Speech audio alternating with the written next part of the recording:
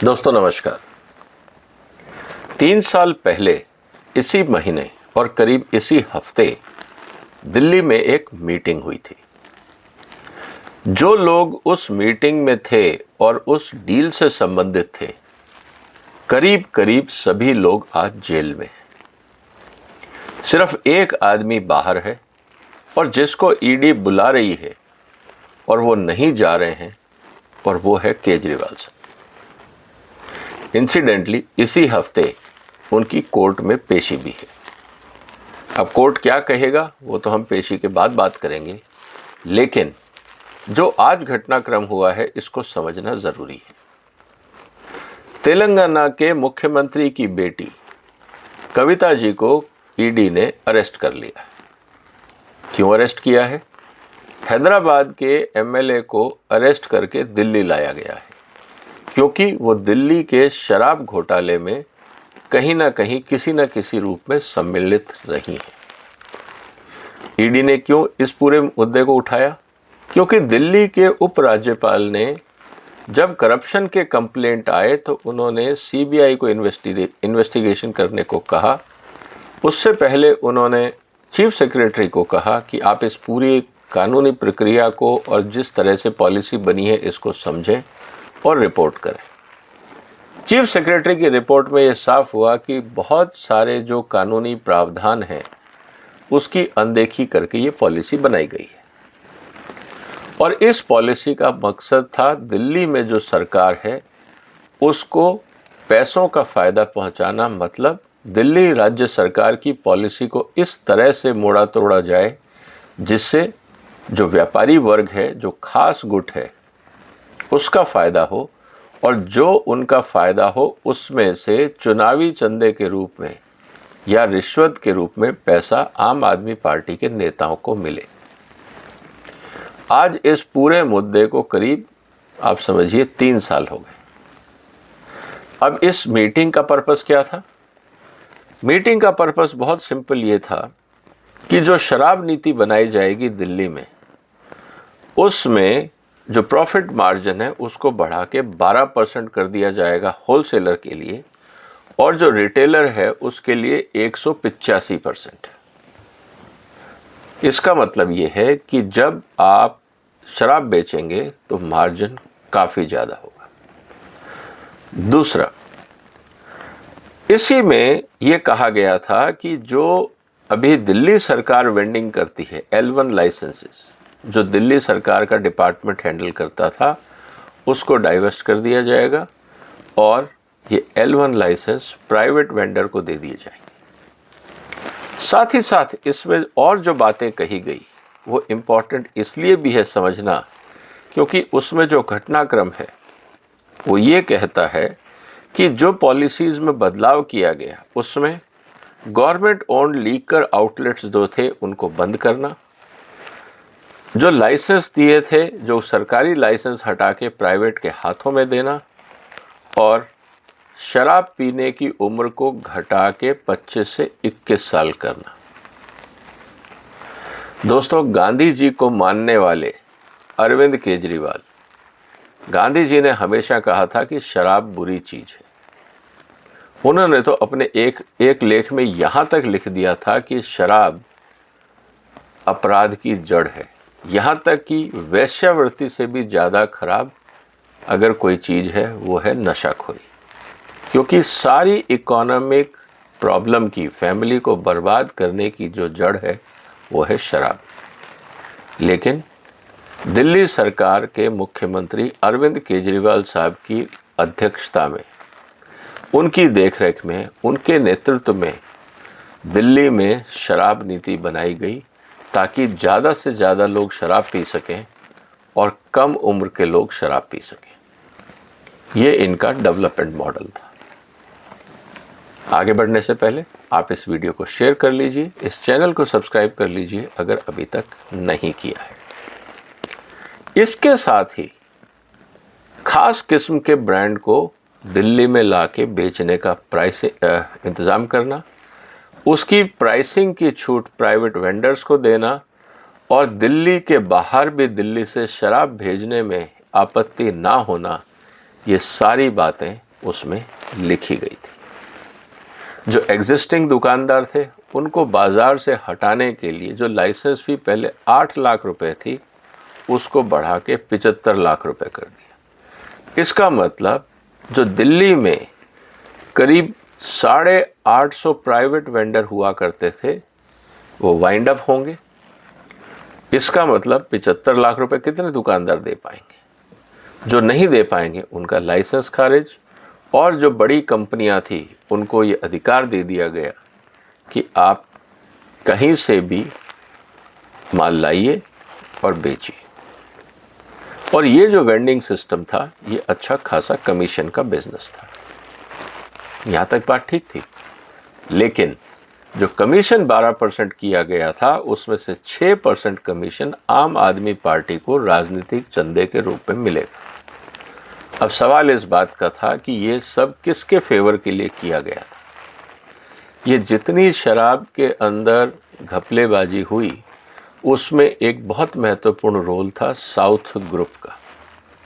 अब ये south group क्या है? साउथ ग्रुप इसलिए समझना ज़रूरी है दोस्तों क्योंकि पूरा जो सूत्रधार है, ये पूरा घटनाक्रम जो है ये दिल्ली और हैदराबाद के बीच में हुआ है। अब दिल्ली के मुख्यमंत्री और उनकी मित्र मंडली जो उनके आप कह सकते हैं कैबिनेट के दोस्त भी थे या उसमें कैबिनेट में मंत्री भी थे, वो और तेलंगाना के मुख्यमंत्री की बेटी कविता जी के बीच में एक अंडरस्टैंडिंग हुई कि जो भी लोग दिल्ली में शराब बेच के मोटी कमाई करना चाहते हैं उसका हम एक साउथ ग्रुप बनाएंगे, और जो नई पॉलिसी बनेगी जैसा मैंने पहले चर्चा करी उसके तहत दोबारा लाइसेंस इशू होंगे ताकि अच्छी खासी कमाई हो सके। और बदले में आम आदमी पार्टी को, क्योंकि वो पॉलिसीज़ व्यापारी वर्ग के हिसाब से बना रहे हैं, इसीलिए आम आदमी पार्टी को जो चंदा दिया जाएगा, वो जो कमीशन बढ़ाया गया है उसका आधा एज ए चंदा दिया जाएगा। अब साउथ ग्रुप में कौन लोग हैं इसको समझना ज़रूरी है। साउथ ग्रुप के अंदर जो लोग हैं वो वहाँ के जो व्यापारी वर्ग हैं उससे संबंधित हैं, और जिनमें सबसे इम्पॉर्टेंट चीज़ आती है, अगर हम ध्यान से देखें तो वहाँ की एक फार्मास्यूटिकल कंपनी, उसके प्रमोटर, उसके साथ साथ साउथ ग्रुप के अंदर एक समीर महेंद्र साहब जो दिल्ली में होलसेलर का काम कर रहे थे, उनको ये कहा गया कि आप अपनी कंपनी में हिस्सेदारी दीजिए कविता जी को। अब एज ए एमएलए वो तो आ नहीं सकती थी, तो उनके जो फ्रंट मैन थे वो थे अरुण पिल्लई। तो अरुण पिल्लई और प्रेम राहुल मंदूरी और एक व्यक्ति और उसको मिला के 65% कंपनी का जो हिस्सेदारी थी वो इन लोगों में बट गई थी। और कविता और रेड्डीज, जो रेड्डी साहब वहाँ के वाईएसआर, अगर हम कहें कि वाईएसआर कांग्रेस जो है उसके एमपी, वो और कविता, ये लोग अपने प्रॉक्सीज के माध्यम से रिप्रेजेंटेड थे इस पूरे घटनाक्रम। अब सवाल इस बात का था कि ये जो पूरा घटनाक्रम था इसका सूत्रपात, इसको कॉन्फिडेंस देने का काम किसने किया?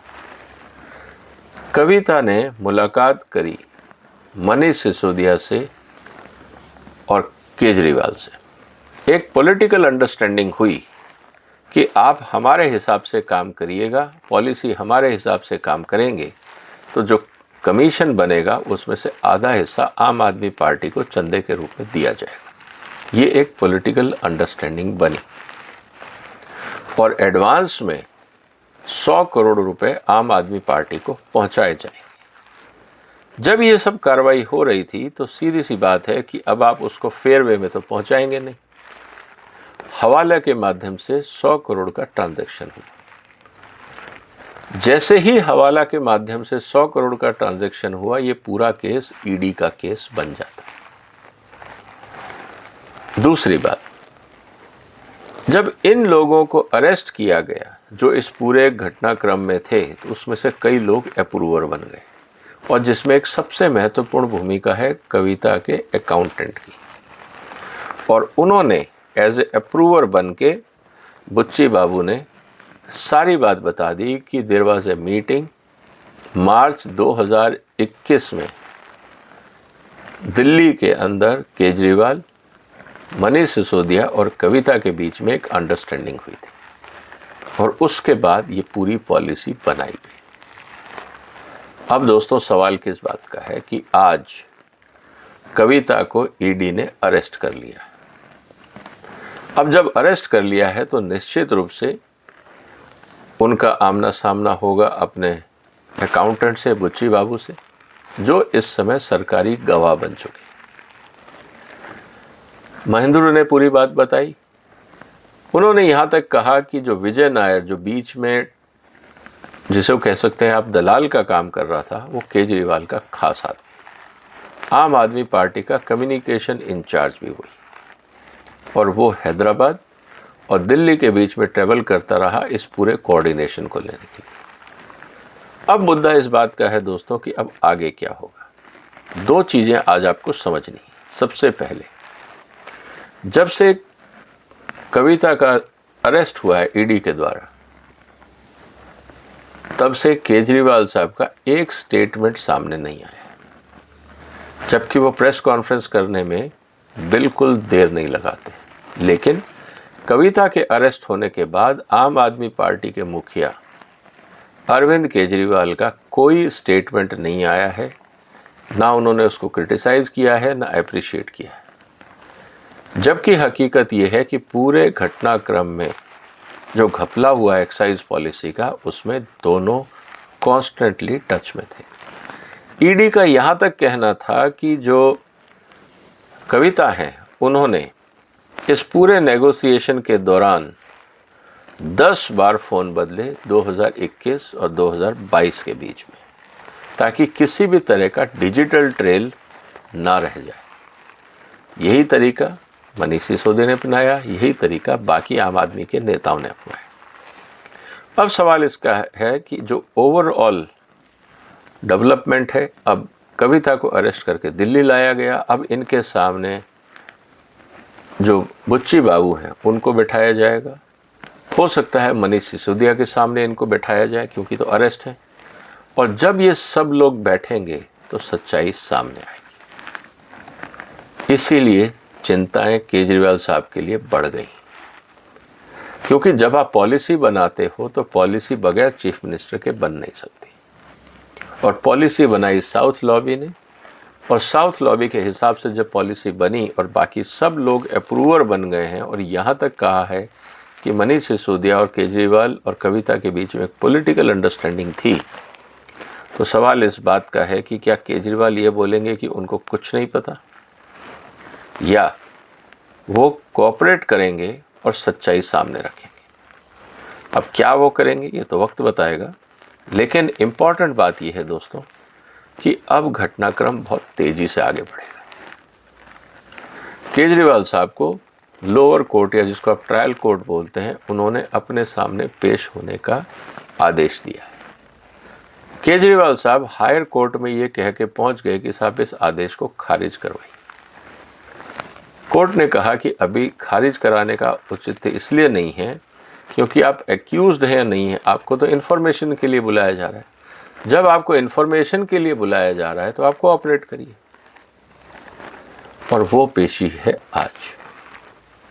सवाल इस बात का है कि क्या केजरीवाल साहब को कोर्ट से रिलीफ मिलेगा या ये आदेश मिलेगा कि आप ईडी के सामने उपस्थित हों, क्योंकि हाई कोर्ट ने अभी 2 दिन पहले ये कह दिया है, जिस पे भी मैंने एक वीडियो बनाया है, कि अगर आप नेता हैं तो आपको इस बात की चिंता नहीं होनी चाहिए कि आपको किस आधार पर बुलाया गया है, क्योंकि कानून में नेता और आम आदमी के बीच में डिफरेंशिएशन नहीं।